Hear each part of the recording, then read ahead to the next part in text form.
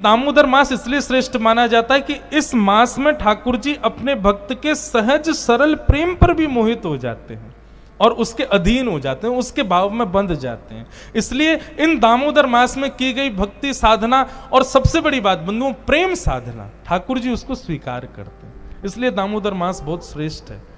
इसलिए आप सबसे प्रार्थना, आप सबके लाल जी को खूब प्रेम करियो, खूब प्रेम भाव प्रस्तुत करियो एक मास पर्यंत। वैसे तो एक मास पर्यंत तो शुरुआती लोगों के लिए है, पर एक मास पर्यंत नहीं, फिर तो जीवन मास पर्यंत, जीवन पर्यंत प्रेम प्रदान करो। ठाकुर जी बंध गए। यशोदा मैया बोली आज ना तो कोई रोटी मिलेगी ना माखन मिलेगा, चल खड़ो रहे यहीं पे, बहुत उधम मचावे। ठाकुर जी सरक सरक के आगे गए तो दो वृक्ष यमलार्जुन के खड़े थे। जैसे ही बीच से निकले दोनों वृक्ष टूट के गिर गए। कुबेर के पुत्र नल कुंवर और मणिग्रीव प्रकट हुए। दोनों ने भगवान की स्तुति गाई। बंधुओं ये कुबेर के पुत्रों को नारद जी ने श्राप दिया था, इसलिए वे दोनों वृक्ष बन गए थे, पर भगवत स्पर्श प्राप्त करते ही दोनों मुक्त हो गए। भगवान की स्तुति गाई, भगवान ने उनको मुक्त कर दिया। जैसे ही वृक्ष गिरे जोर की आवाज हुई, ब्रजवासी दौड़ करके देखे तो ऊखल में ठाकुर जी बंधे हैं और दोनों तरफ वृक्ष गिरे पड़े हैं। यशोदा मैया ये दृश्य देख के बहुत घबरा गए। लाला को आके देखो कहीं लगी तो नहीं। ठाकुर जी गले से लग गए, ना मैया मैं ठीक हूं। लेकिन यशोदा मैया ने नंद बाबा से जाए के बोली अब हम कहीं और जाएंगे, हमारे लाला को यहां पीड़ा है रही है। तब सब ब्रजवासियों के सहित ठाकुर जी वृंदावन पधारे। बोलो वृंदावन धाम की जय। ठाकुर जी वृंदावन में व्यवस्थित हुए। बंधुओं वृंदावन एक अलग से एक विषय है, केवल वृंदावन, उस पर भी बहुत कुछ कहा सुना जा सकता है, परंतु समय अभाव है। बस इतना सुन लीजिए, वृंदावन को ब्रह्मा जी ने नहीं बनाया है। श्रीधाम वृंदावन हमारी श्री जी ने बनाया, हमारी लाडली जी ने बनाया है।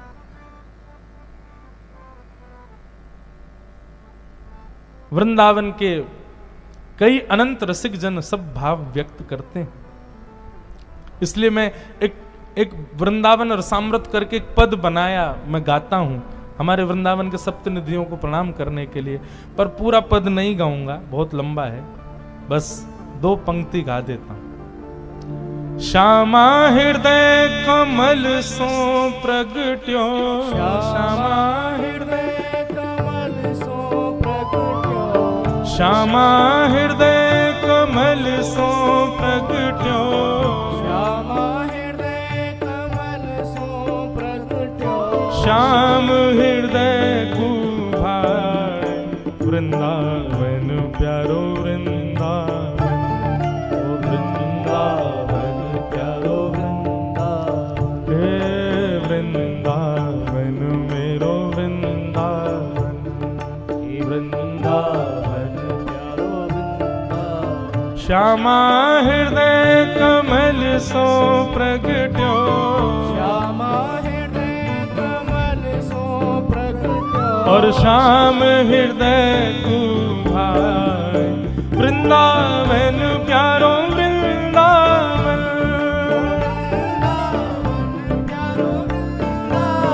हे वृंदावन मेरो वृंदावन, हे वृंदावन मेरो वृंदावन, हे वृंदावन प्यारो वृंदावन,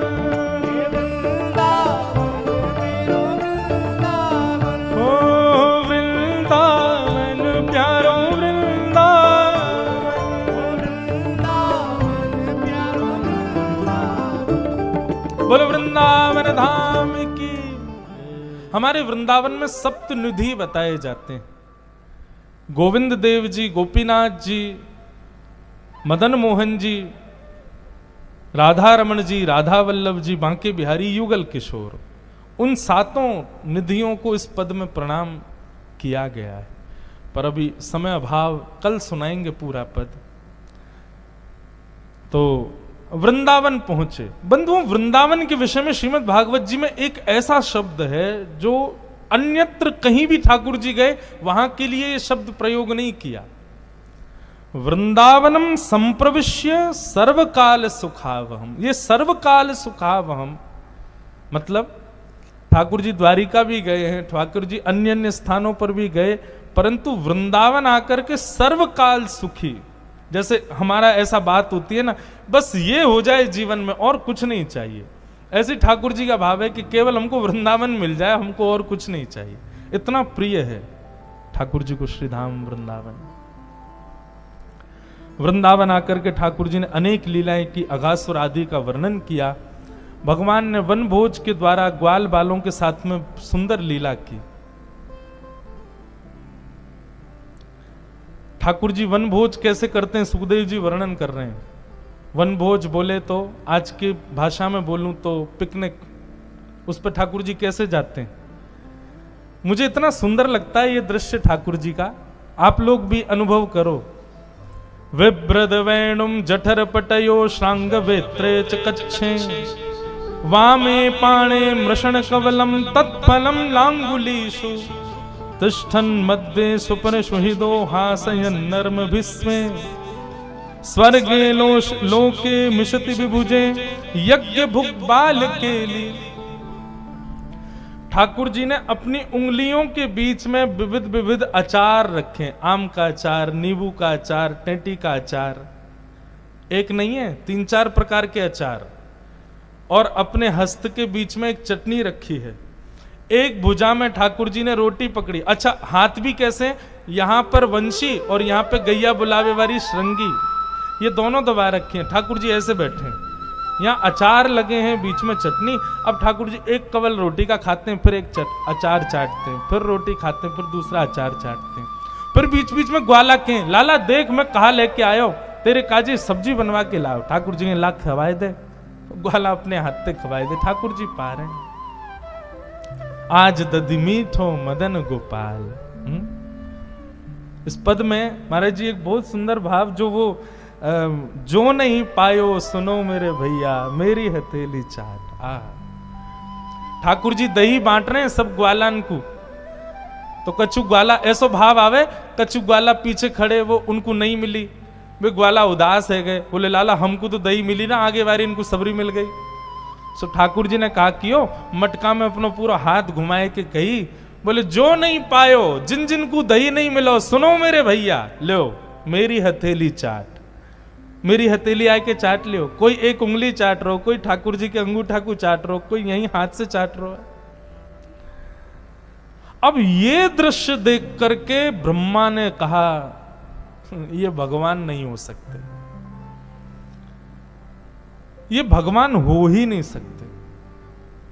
हम इतना आचार विचार, हम इतनी पवित्रता का ध्यान रखते हैं, मंदिर में जाने से पहले हाथ धो, पैर स्वच्छ, वस्त्र शुद्ध होने चाहिए, आदि आदि, और ये ठाकुर जी हैं अपना हाथ दे दियो, ग्वाल बाल सबरे हाथन को ही चाट रहे हैं, एक दूसरे को झूठो ही खा रहे हैं, ये भगवान है। और ब्रह्मा जी ने इस संशय में ठाकुर जी के सब ग्वालों को हरण कर लिया।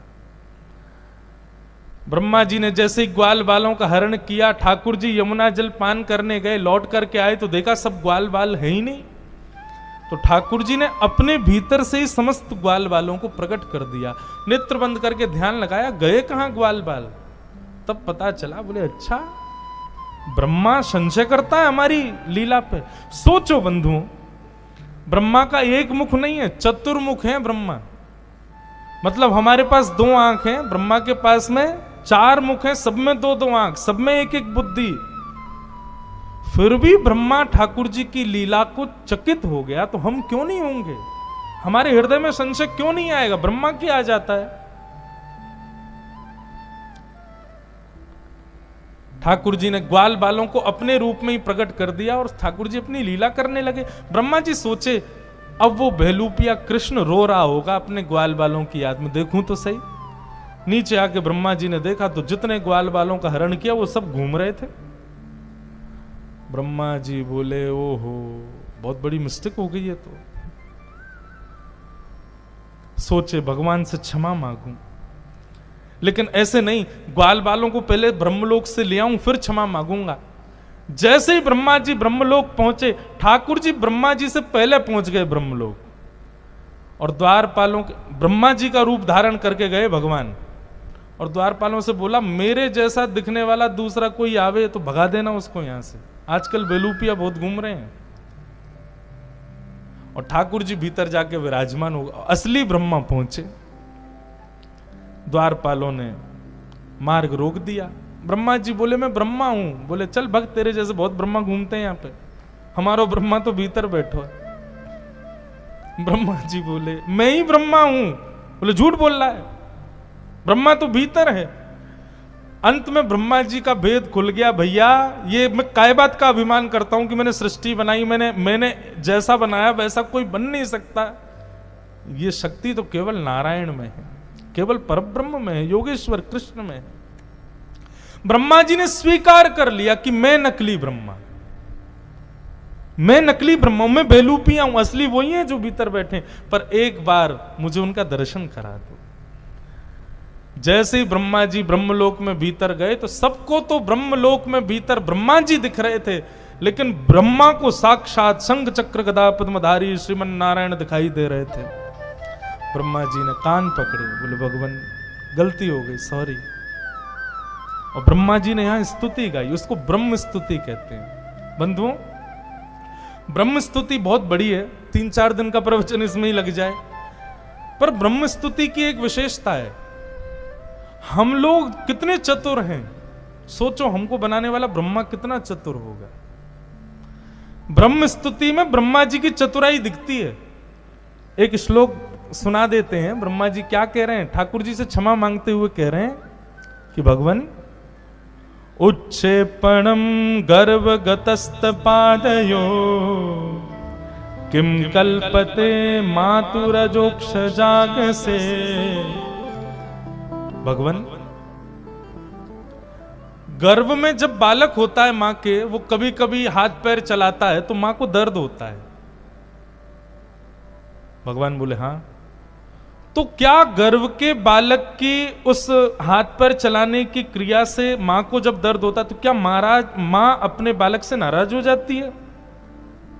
भगवान बोले नहीं। तो ऐसे ही भगवान, ये पूरा ब्रह्मांड आपके उदर में है, और उस उदर का मैं ब्रह्मा भी एक बालक हूं। यदि मैंने छोटी सी गलती कर दी तो आप मुझसे नाराज क्यों हो गए भगवान? मैं आपके गर्भ का बालक नहीं हूं? भगवान अपलक नेत्रों से क्रोध में भर के ब्रह्मा को देखने लगे। बोले चतुर तो बहुत हो तुम, बातें बाक पटुता तो बहुत है तुम्हारे पास में, बातें बनानी तो बहुत अच्छी है। एक बात और बताएं बंधु, बहुत अपराध करने वाला व्यक्ति ऐसी बात पटुता सीख जाता है, सिखानी नहीं पड़ती, आ जाती है उसके अंदर। वो बात बात में बात पटुता एक होती है, बात कहना और करना भी। लेकिन कई लोग ऐसे होते हैं उनके पास केवल बातें होती हैं रिझाने के लिए। शास्त्रों में वर्णन है कि प्रवचन देने वाला भगवान को प्राप्त नहीं कर सकता, क्योंकि प्रवचन देने वाला केवल लुभाने के लिए ही प्रवचन देता है। उसका प्रवचन जब खुद पर लागू करे तब ठाकुर जी मिलते हैं। तो इसलिए वक्ताओं को चाहिए जो कहें वो करें, और या फिर वही कहें जो वो करते हैं। उसके अतिरिक्त यदि वो कुछ कहेंगे तो उनकी बात का प्रभाव नहीं होगा। ब्रह्मा जी ने स्तुति गाई, ठाकुर जी नहीं माने, ना रीझे ब्रह्मा जी से। आगे श्रीमद् भागवत में बंधुओं अनेक और कथाएं आई। भगवान की पौगंड अवस्था का वर्णन, ठाकुर जी गौ चारण करने जाते हैं उस लीला का वर्णन, धेनुकासुर के वध का वर्णन। श्रीमद् भागवत में फिर आगे ऋतुओं का वर्णन करते हुए वेणु गीत का वर्णन किया। बहुत सुंदर है वेणु गीत। बर्हा पीड़म नटवर वपुः कर्णयो कर्णकारम विव्रद वासः कनक कपिसं वैजयन्तीं चमाला रन्ध्रान् वेणुवधर सुधया पूरयन् गोपवृन्दै वृन्दारण्यं स्वपदरमण प्राविशद गीत कीर्ति। वेणु गीत का एक अगर मैं आज की भाषा में नाम लूं तो लाइव टेलीकास्ट।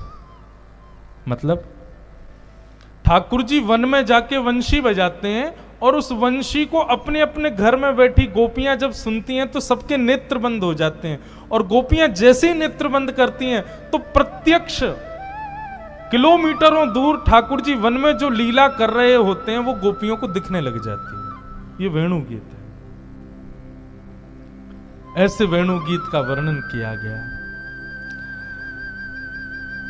आगे गोपियां सब कात्यायनी पूजा करती हैं, भगवान को पति रूप में मांगती हैं, उसका वर्णन किया। भगवान ने कालिया नाग को यमुना से मुक्त करके भगाया, ये सब कथाएं आई। 2 बार अग्नि का पान किया, दावाग्नि का पान किया। मथुरा की गोपियों पर भगवान ने कृपा की। इस प्रकार सब भाव यहां सुनाए गए। और अब प्रारंभ होती है गोवर्धन पूजा। आज ठाकुर जी वन विहार करते हुए गायों के साथ जब वापस आए तो सब घरों में 56 भोग बन रहे हैं। ठाकुर जी ने जाए करके नंद बाबा से पूछी, बाबा ये 56 भोग क्यों बनाए जा रहे हैं? तो बाबा ने कही, बोले लाला हम सब किसान हैं और हमारे देवता इंद्र हैं।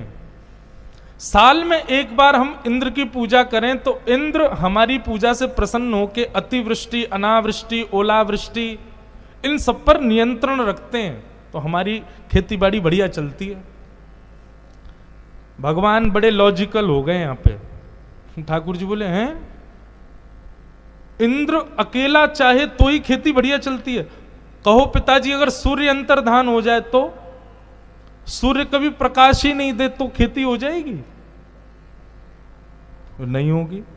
तो पिताजी इंद्र के संग संग सूर्य की भी पूजा करनी है। और पिताजी एक और बात, इंद्र की पूजा सूर्य की पूजा करेंगे, कहीं पवन देव नाराज हो जाएं, वो बहना बंद कर दें तो खेती होगी? बोले नहीं, तो इसलिए पवन देव की भी पूजा करो। और हाँ पिताजी, इंद्रदेव, पवन देव, सूर्य देव ये तीनों की पूजा हुई और कहीं वरुण देव सूख गए तो फिर क्या होगा? उनकी भी पूजा करो। और पिताजी रात्रि में चंद्रमा अंतर ध्यान हो गया तो, चंद्रमा यदि शीतलता नहीं देगा तो भी वनस्पति खराब हो जाएगी, चंद्रमा की भी पूजा करो। लाला तू कहनो का चारो है? बोले मैं ये कहना चाह रहा हूं पिताजी, 33 कोटि देवता हैं, सबकी सहायता से ही पृथ्वी चलती है, किसी एक देव की कृपा से नहीं होता सब। देव देव आलसी पुकारा, जो देवताओं के भरोसे पड़ा रहता, कर्म नहीं करता, वो आलसी है। पिताजी हमारे कर्म में अधिकार है हमको सुख दुख देने का, देवता नहीं करते कुछ भी। हां देवताओं को भजा जाता है, पूजा जाता है ताकि देवता सहायक रहें, पर कार्य सिद्ध देवता करें ये गलत है। कार्य की सिद्धि देवता नहीं करेंगे, वो तो हमको ही करना पड़ेगा।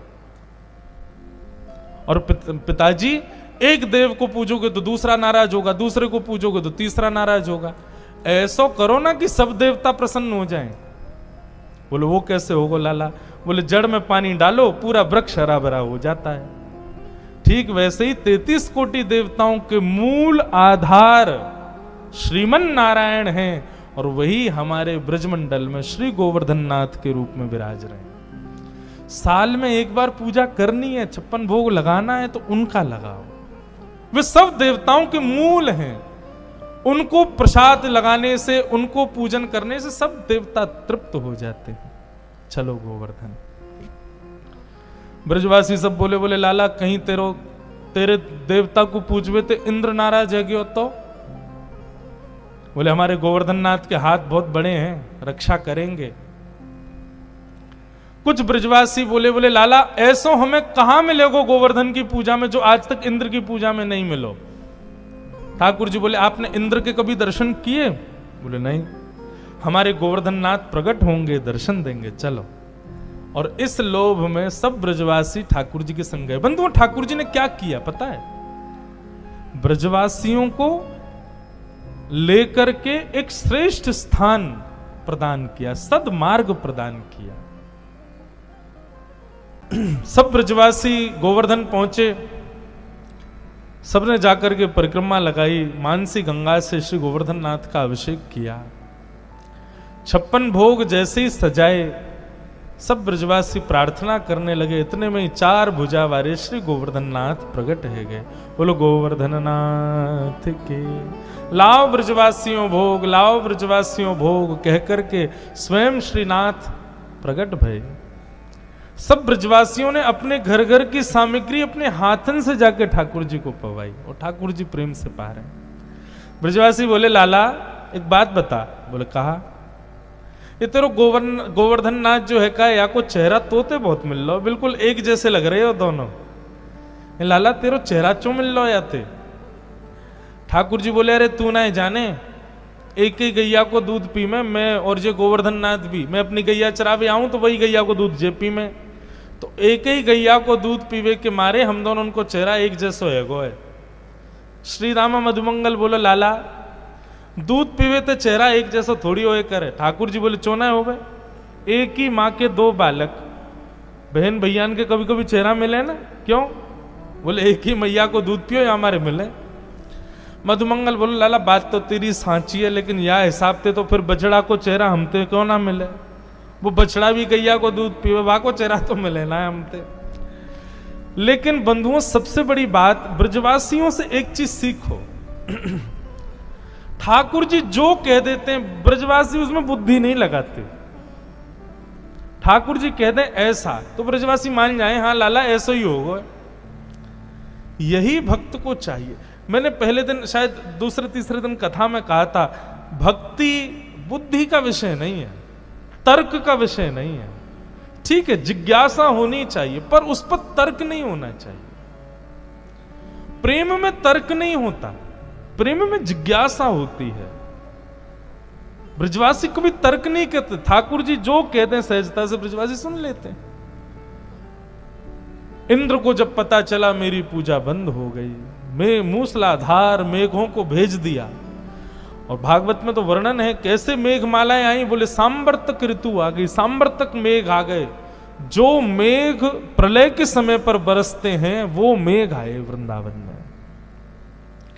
आकाश में जैसे ही बादल गरजने लगे, ब्रजवासी बोले हम तो पहले ही मना कर रहे इंद्र की पूजा बंद मत करो, देखो नाराज है गो। ठाकुर जी बोले जिनकी शरण में आए हो उन पर पूर्ण विश्वास रखो, वो रक्षा करेंगे। जैसे ही वर्षा होने लगी ठाकुर जी गए गोवर्धन नाथ को प्रणाम कियो। किसी के विश्वास में विघ्न ना आए इस भाव से ठाकुर जी ने दोनों भुजाओं से श्री गिरिराज जी को एक तरफ से जैसे ही नेक स्पर्श कियो, श्री गोवर्धन नाथ जी तिरछे से है गए। ठाकुर जी भीतर प्रवेश किए, अपने दोनों भुजान से गिरिराज जी को धारण करके मध्य में पहुंचे। और मध्य पहुंचते ही ठाकुर जी ने अपने बाम हस्त की इकन्नी उंगली के नख पर श्री गोवर्धन नाथ को धारण कर लियो। बोले गिरिराज धरण की जय, श्री गोवर्धन नाथ की। सब ब्रजवासियों से कहा आ जाओ, सब ब्रजवासी आके भैया नीचे खड़े है जाओ। सब ब्रजवासी पहुंच गए, सबने अपनी छड़ी लगाई है। श्री गोवर्धन नाथ को अपने बाम हस्त के नख पर धारण करके श्री गिरिराज जी खड़े। बंधुओं बहुत सुंदर पद है। कान्हा कुंवर के कर पल्लव पर, कान्हा कुंवर के कर पल्लव पर, मानो गोवर्धन नृत्य करे।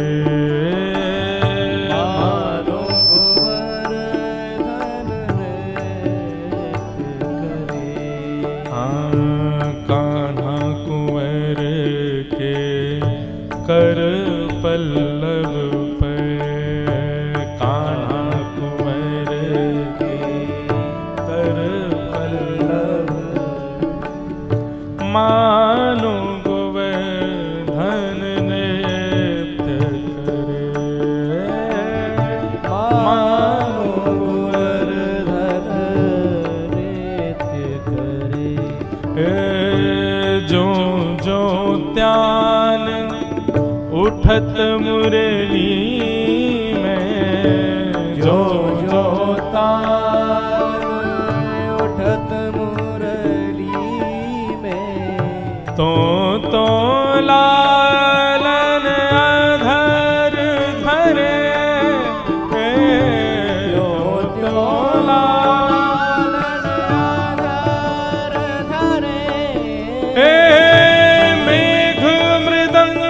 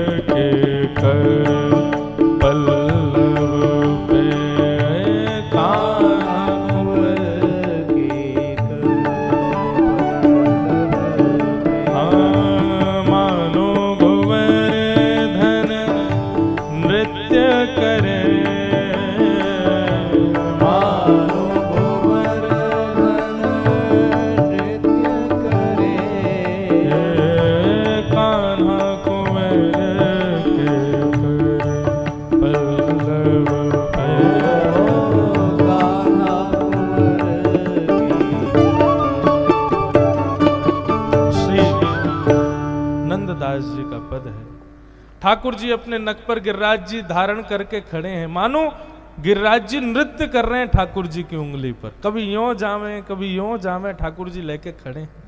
कितना सुंदर भाव है। ज्यों ज्यों तान उठत मुरली की, त्यों त्यों लालन अधर धरे। एक भुजा से तो ठाकुर जी गिरिराज जी धारण कर रहे हैं, दूसरी भुजा से ठाकुर जी वेणु बजा नहीं रहे, वेणु अपने आप बज रही है। ठाकुर जी केवल वाकु अपने मुख पे धारण कर रहे हैं और ठाकुर जी वंशी बजा रहे हैं, गिरिराज जी नृत्य कर रहे हैं, तो मृदंग भी बजने चाहिए। तो बादलों की गड़गड़ाहट बिल्कुल टाइमिंग पे हो रही है, ताल पे हो रही है, मानो ऐसा लग रहा है कि मृदंग बज रहे हो आकाश में। बादलों की गड़गड़ाहट से मृदंग बज रहे हैं, ठाकुर जी की वंशी बज रही है, गिरिराज जी नृत्य कर रहे हैं। दामिनी दम के मानो दीप जले, अंधेरा है तो बीच बीच में जब बिजली कड़कती है तब वो झांकी दिखती है ठाकुर जी की। ग्वाल ताल दे नीको गावे, गायन के जो सुर भरे। ग्वाल ताल दे दे करके नीका नीका गा रहे हैं, सुंदर सुंदर गा रहे हैं, और गाय भी बीच बीच में रम्मा करके मानो स्वर लगा रही है। देत आशीष सकल ब्रज नारी, सब ब्रजवासी आशीष दे रहे हैं, नंद दास के तिमिर हरे। ऐसे नंददास जी को ये भाव है।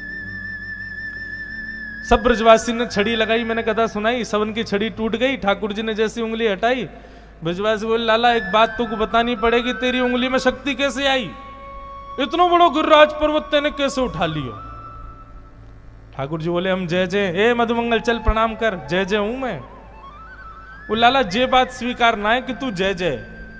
ठाकुर जी बोले अच्छा एक बात बताओ, जी स्वीकार क्यों नहीं है कि मैं जय जय हूं?